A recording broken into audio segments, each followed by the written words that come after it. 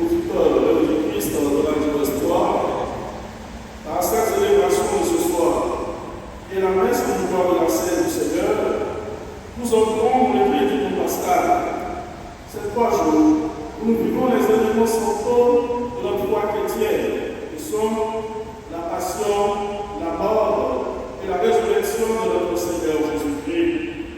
Oui, c'est à partir de ce soir que s'engage notre marche vers le mystère de notre rédemption. Car sans la passion, la mort et la résurrection du Christ, vaine est notre foi.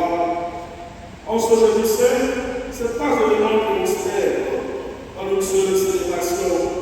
D'abord, l'institution de l'Eucharistie, ensuite le sacerdoce ministériel, et enfin, le commandement nouveau du Seigneur, celui de la charité maternelle.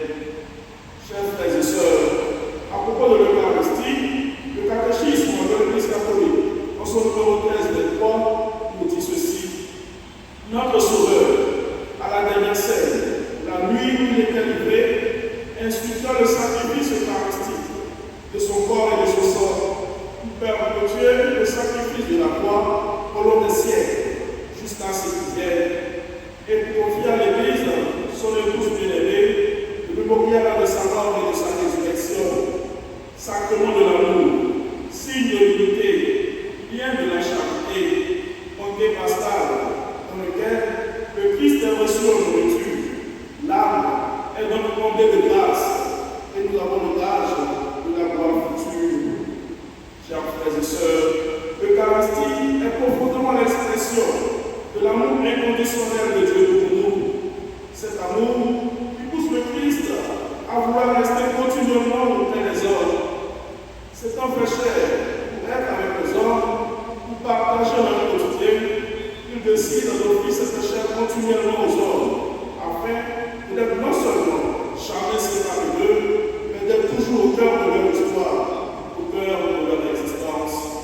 Ce Jésus qui marchait à Jérusalem, guérissait les malades, vivait au milieu des hommes, tous les événements de leur vie, heureux comme malheureux, doit maintenant s'en aller vers son Père. Et parce qu'il refuse de t'abandonner, toi, chrétien, par amour, la veille de sa passion, c'est-à-dire aujourd'hui même, il a pris du pain, l'a rompu en le donnant à ses disciples, comme étant son corps, qui devait garder en mémoire de lui. Ce Dieu qui nous aime tant et ne veut pas abandonner encore en 2026, aujourd'hui même encore, il a pris une coupe, après avoir rendu grâce, l'a donné à ses disciples, comme étant son sang, celui de la liste divine, observé en mémoire de lui. Voilà comment Jésus décide de rester à jamais uni à l'histoire des hommes. Tout à chaque fois que nous aurons à manger ce pain et boire à cette coupe, sa mort et sa vie s'actualisent pour nous jusqu'à son retour. Bien-aimés, c'est donc le moment de reconsidérer notre approche de ce si grand sacrement. Beaucoup d'entre nous aujourd'hui viennent à l'Eucharistie avec beaucoup de doutes, où recherchant les signes extraordinaires de la présence de Dieu. Comment pouvons-nous vivre les effets de l'Eucharistie quand on avance, on se demande intérieurement, est-ce que Jésus est vraiment présent dans cette hostie? Jésus en a marre des chrétiens qui sont toujours en train d'attendre une démonstration de puissance eucharistique. D'ailleurs, Jésus n'a rien à prouver que ce soir. L'Eucharistie, on y va avec foi et on est restauré dans tous les sens de notre vie. Chers frères et sœurs, en écoutant la première lecture, nous avons vu que pour consommer la loi pascale, il fallait la disposition. Il y avait un moment, des critères pour l'agneau, un rituel à faire avec le sang, une manière de cuire l'agneau, et même une manière de sacrer, de manger la loi pascale de la tradition juive. Toutes ces dispositions pour consommer la loi pascale étaient le signe de grand respect pour cette tradition. Dès lors, et nous qui aujourd'hui consommons l'agneau de Dieu lui-même, Dieu lui-même qui se fait pain et vin, corps et sang, comment plus nous devons préparer et nous disposer. Il est temps pour ce jeudi saint, nous redécouvrions la grandeur et la valeur de l'Eucharistie en se préparant véritablement avant de s'approcher de la table sainte.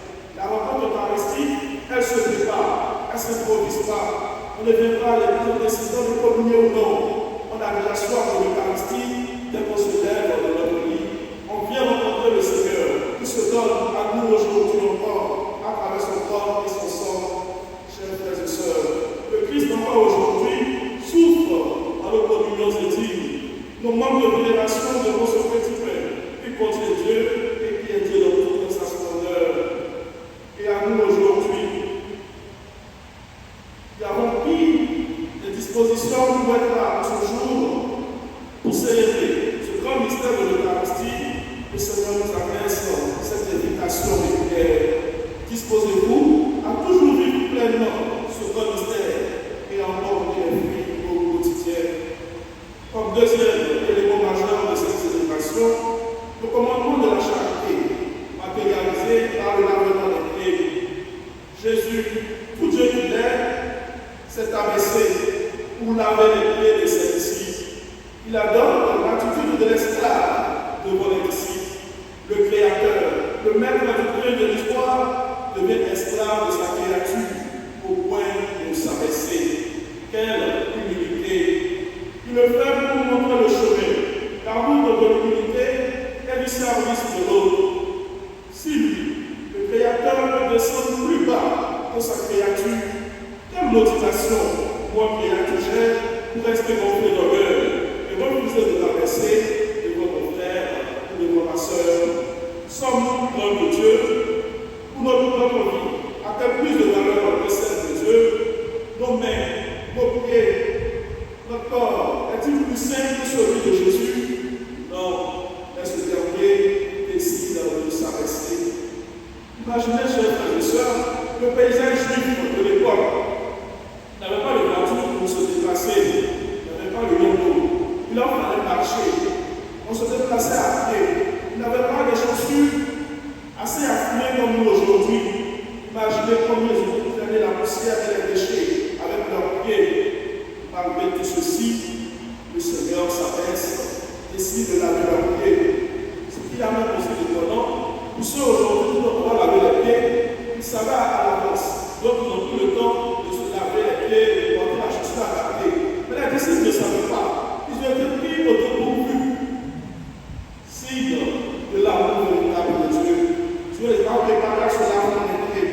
Il a voulu les prendre comme ça, dans la sainteté de leur vie, en s'abaissant jusqu'à leur niveau, pour leur redonner la pureté véritable qui vient de lui.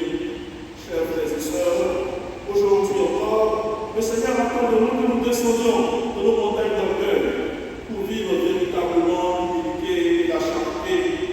Devant une telle acte de Dieu, l'orgueil, l'égoïsme n'ont plus de nécessité dans la vie du chrétien. Lui, Dieu, s'abaisse. Toi, le mari, le directeur, la maîtresse de maison, le responsable de tous les mouvements, le ministre, ou celui qui se croit le plus beau ou la plus belle. Comme disent les jeunes d'aujourd'hui, tu comptes sur toi. Dieu lui-même s'est abaissé. Toi aujourd'hui, notre créature, infinie, mortelle, donne la même assurance de lendemain. Sur quoi comptons-nous aujourd'hui pour vivre d'orgueil, pour vivre de manque de charité véritable? En un mot, chers frères et sœurs, Dieu s'abaisse et il invite à l'amour et à l'humilité. Si tu n'es pas capable d'aimer, d'être humble, assure-toi que ta place sera partout, sauf dans le ciel. Le troisième élément que nous célébrons aujourd'hui, terminé par là, est l'instruction du sacerdoce ministériel, de l'ordre des prêtres, qui sont les intendants des mystères du Christ, et qui, à la suite du Christ, perpétue son sacrifice. De même que c'est aujourd'hui qu'il a institué l'Eucharistie, c'est aujourd'hui que le sacerdoce a été institué, car les deux sont liés. C'est pour le sacerdoce, pour l'Eucharistie, que le prêtre est ordonné. Sans prêtre, il n'y a pas d'Eucharistie. Sans Eucharistie également, il n'y a pas de prêtre. Il ne peut y avoir l'un sans l'autre. L'Eucharistie fait le prêtre et le prêtre fait l'Eucharistie. Au sujet du sacerdoce, je commencerai par dire bonne fête aux curés et aux prêtres, ainsi qu'à tous les prêtres du monde entier, que je vous demande d'ailleurs de m'assurer.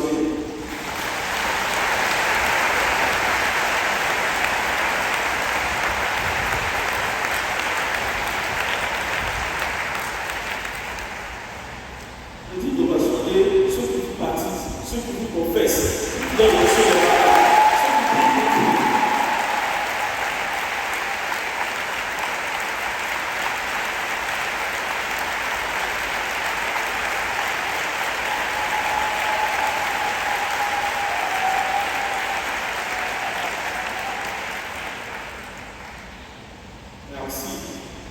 voudrais pas, à ce stade de mon propos, me lancer dans une litanie de conseils à l'endroit du premier et du père Franck.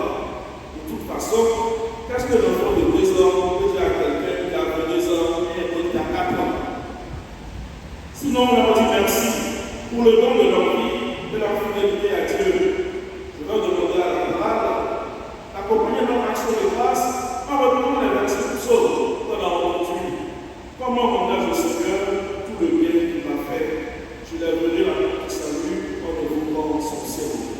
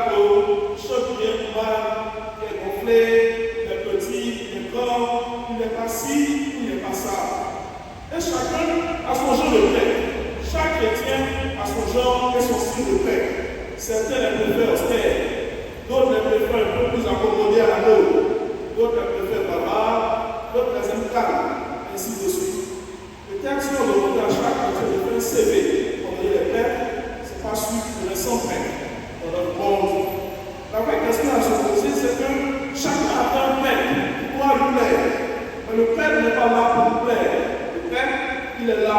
plaire à Dieu. Les hommes peuvent faire des plaintes comme ci, comme ça. Mais la véritable question est Dieu les préfère comment? Le véritable prêtre n'est pas celui qui cherche à vous plaire. Il ne viendra pas vous encourager dans vos erreurs ou vous mettre sur le chemin que vous voulez. Il viendra vous mettre sur le chemin que Dieu a prévu pour vous, chers frères et sœurs. Un prêtre viendra sur une paroisse. Il axera sa pastorale sur la prière en exhortant les chrétiens à davantage prier sans réaliser d'infrastructure. Vous direz après ce départ, il est venu ici, il n'a rien fait pour vous. Il va vous aider en construisant votre charité. Vous allez à construire des édifices. Vous direz, c'est l'argent seulement qui est de sa tête. Qu'il fasse, qu'il ne fasse pas, chacun apportera son jugement. Mais retenez une chose, chers frères et sœurs, les prêtres sont ordonnés pour le service du peuple, pour votre salut. Et le véritable désir du prêtre, c'est que tous ceux là en face de lui puissent parvenir au salut. Rappelez-vous, le Seigneur a dit, à qui on a beaucoup donné, on demandera beaucoup. Les prêtres sont ceux-là qui s'exposent au jugement encore plus grave de Dieu, parce qu'ils ont été les étonnants fidèles. Ils sont censés vous montrer la porte du ciel, comme de plus ils doivent s'arranger à y être avant vous. Bref, chers frères et sœurs, retenez que le prêtre n'est pas un homme saint. C'est d'abord un chrétien, pécheur comme vous, mais oué par Dieu et soutenu par sa grâce. Il s'arrange chaque jour à opérer à chaque instant de sa vie le choix de Dieu, pour sa propre sanctification et pour celle du peuple de Dieu. Pour ce jour, je nous invite tous à prier pour tous les prêtres, singulièrement les prêtres malades, les prêtres âgés, et tout ce que vous reprochez aux prêtres, allez dire à la Vierge Marie qu'un plaisir à son Fils pourra changer leur cœur de pierre en un cœur de chair.